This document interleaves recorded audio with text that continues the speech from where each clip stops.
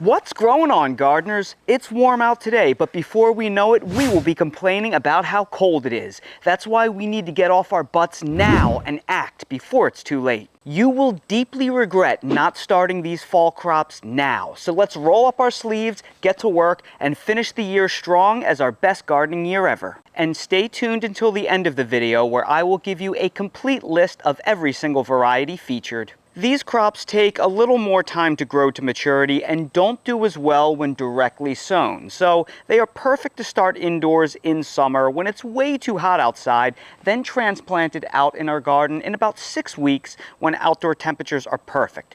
Worst case, if it's still a little too hot when they're ready for transplanting, start them underneath shade cloth like you see right here, and then remove the shade cloth when temps are ideal. I'm going to begin by taking my seed starting trays and filling them with a basic off-the-shelf indoor sterile seed starting mix. Then once all of my seed cells are filled, I will start sowing the seeds. If you're curious where to get an affordable all-purpose seed starting mix, seed trays, as well as any of the certain seed varieties that I'm specifically featuring in this video, I'll place direct links to all of them down in the video description for your convenience. Crop number 1 is romaine lettuce. Romaine lettuce is very interesting because it does well in the very warm weather of late summer, but it also loves the cool weather of early to mid-fall. It's the extremes that it doesn't fare well in. It doesn't like the intense heat of midsummer, and it also doesn't like hard frosts and freezes that come along with winter, although it does do very well if you protect it overhead with a row cover. It can take some pretty cold temperatures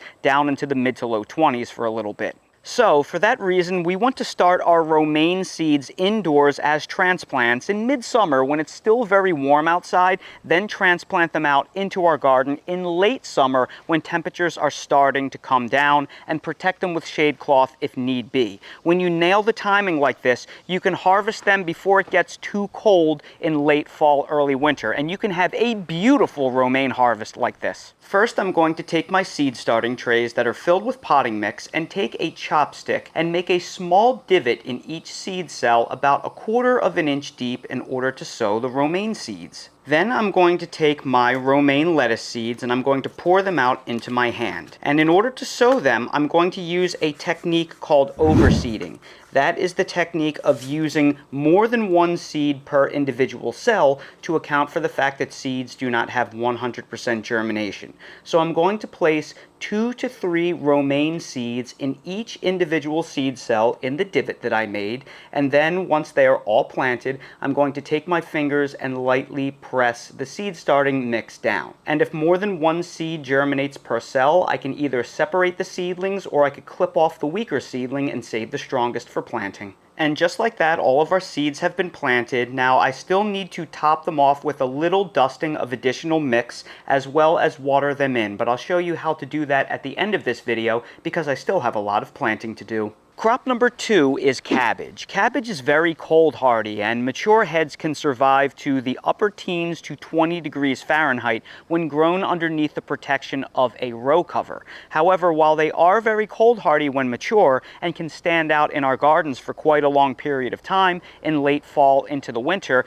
they do need a good bit of solar energy to grow. So if we start them too late, we can run out of day length and UV intensity to get nice big heads of cabbage. So for that reason, we need to start them from seed earlier than we think. We need to start them in the middle of summer and plant them out in our gardens in late summer, at the very latest early fall, when the solar energy and day length is still there to usher the plants along. I will be sowing seeds for both a green cabbage and a red cabbage because I love growing a diversity of cabbage in my fall and winter garden. Just like before, I'm going to take a chopstick and make a divot 1/4 inch deep in the seed cells that I will be sowing the cabbage seeds.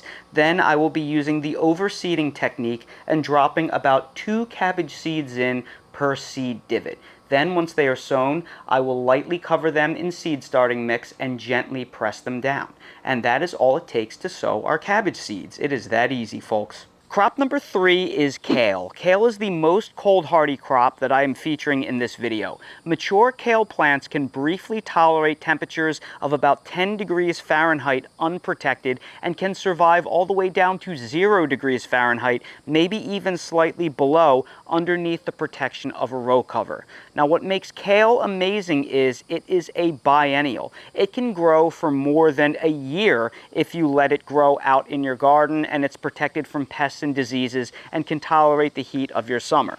Now here where I live on the southeastern coast of North Carolina, we have too many brassica pests and it's just too hot in the middle of our summer, so I never get the true biennial lifespan of kale. However, the kale that I plant from transplant in late summer will grow all the way until about June in my garden before the heat gets it. So I can grow kale for about 8 to 9 months from that single seedling that I start indoors in July. However, the problem that a lot of gardeners run into when growing kale in the fall is they plant the seeds too late. They hear how cold hardy it is and they assume, well, I can just put it out in my garden later towards the winter. And the problem is the young seedlings are tender, and if you don't get a lot of growth on it, well, you run out of solar energy and they stall. That's why we want to start our seeds indoors in mid-summer and then get them out into our garden in late summer so they can grow throughout the fall and get mature and put on a lot of leaves that we can continuously harvest.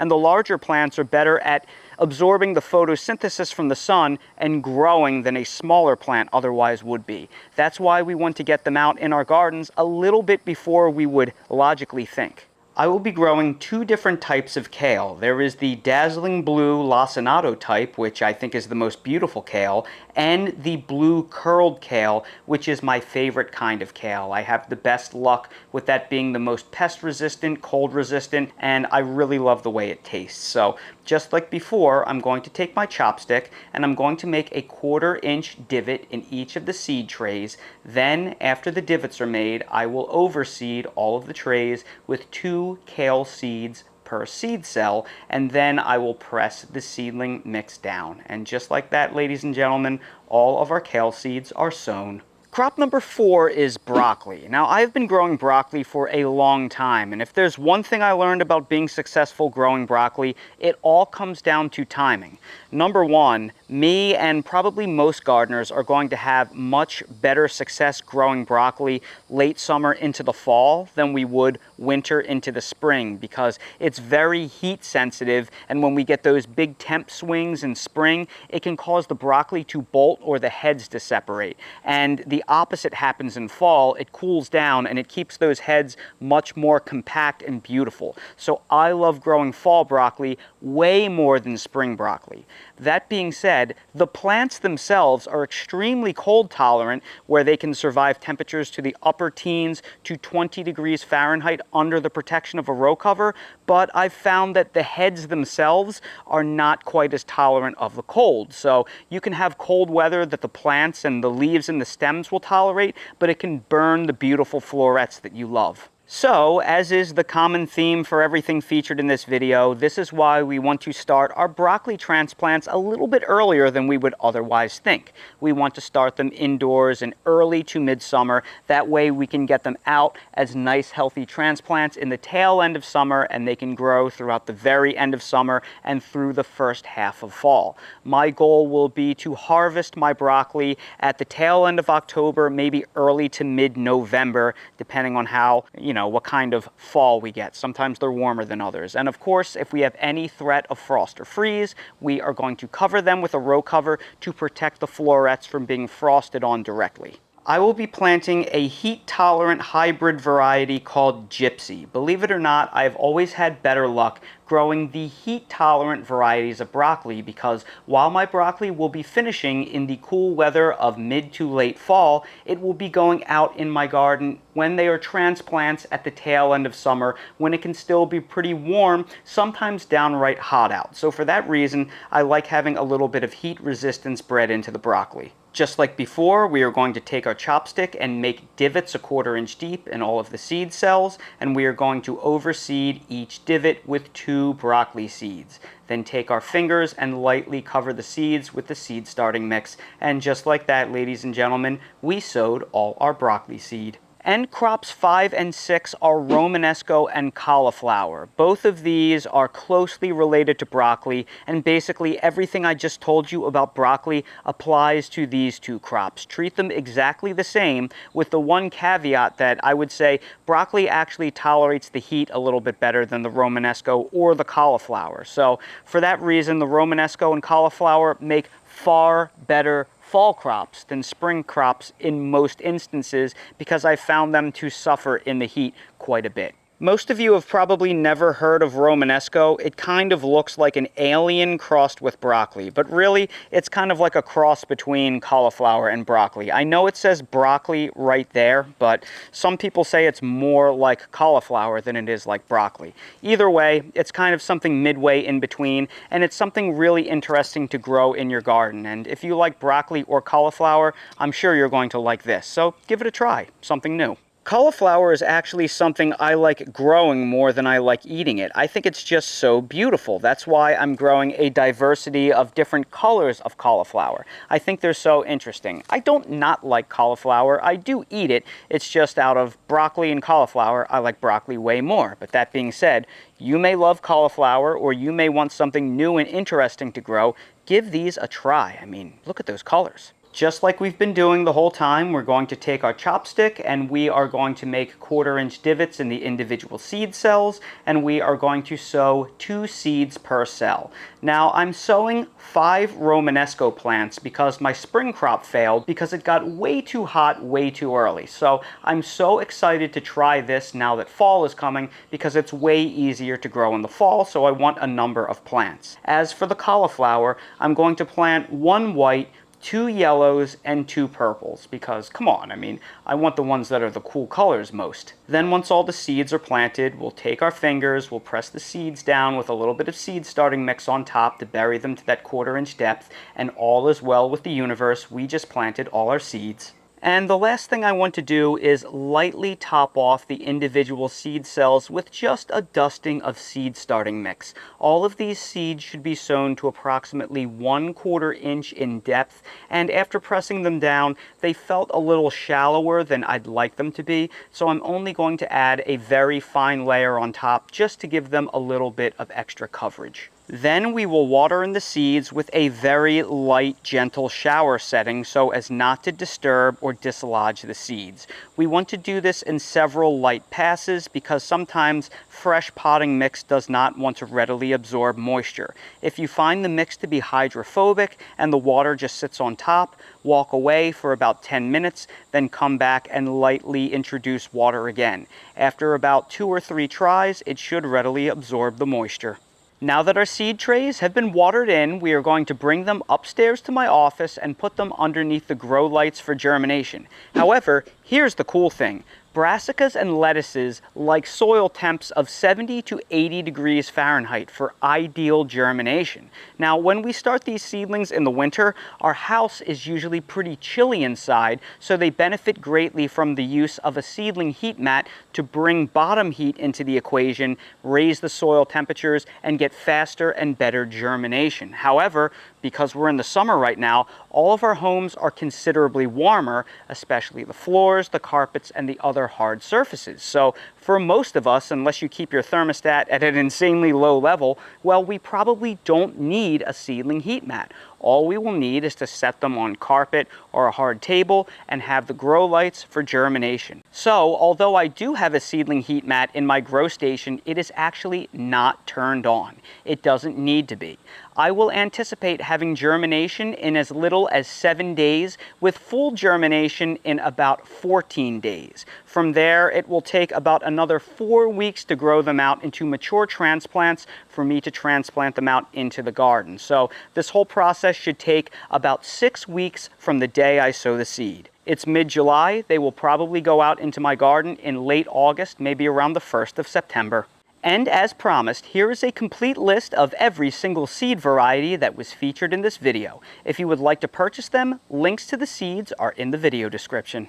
Remember, folks, fall gardening is a totally different animal than gardening in the spring and summer. Fall sunshine and temperatures work against us. Every day gets a little shorter, a little cooler, and the sunlight intensity drops. So we must start our fall crops a little earlier than we think to account for the ever-slowing growth rate of the plants. Start them indoors to give them a jump start, transplant them underneath shade cloth or insect netting for protection if you have to, because the temperature and pest pressure may still be too high at that point in the year, and just remove those covers when the weather finally agrees. And if you get an early frost, just toss a row cover over them. While all of these crops are frost and freeze tolerant, a cover will ensure no frost burn or cold damage happens, so your crops stay perfect all the way until harvest.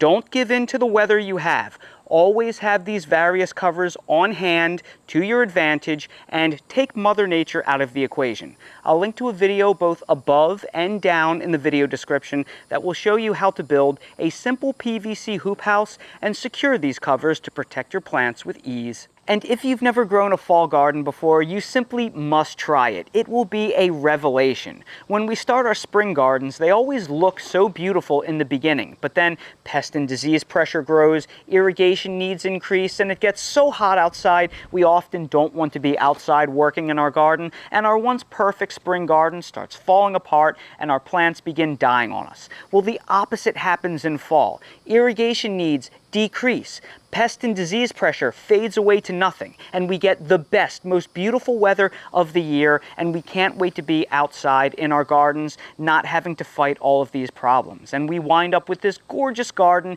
in mid to late fall, maybe even early winter, that was less than half the effort of our summer garden. It is just so wonderful that once you start doing it, you will learn quickly that fall is actually the greatest garden season of all. And that is why you will deeply regret not starting these 6 amazing crops from seed right now. So everybody, I sure hope you found this video entertaining and informative. If you did, please make sure to hit the like button, subscribe to the channel, and please ring the notification bell so you're notified when I release more videos like these. Again, I place direct links to all of the products for starting seeds down in the video description for your convenience. I also place links to the seeds themselves. For everything else I use in real life in my yard and garden, that is all linked in my Amazon storefront in the video description. And while you're down there, check out my website, themillennialgardener.com, for all things gardening and custom home design merch if you want to support my channel. Thank you all so much for watching, and I hope to see all of you again on the next video. Well, Dale, I have a very special treat for you. I bought this bag of carob chips so I could make you fake dog-safe chocolate chip banana bread, except this bag was $11, Dale. $11 for an 8-ounce bag of carob chips. But hey, the ingredients are actually really good, and nothing is too good for Dale. And here's what the chips look like. I've always been told that carob is not a great chocolate substitute, but I have to be honest, I am shocked how much they taste like chocolate. They taste a little artificial, but they're actually really good. So Dale, let's try your first carob chip. What do you think, buddy? Oh, his head did the thing. I think he really liked them. So, buddy, the next banana bread we make, we're going to put them in. So you're going to have chocolate chip banana bread. Isn't that good?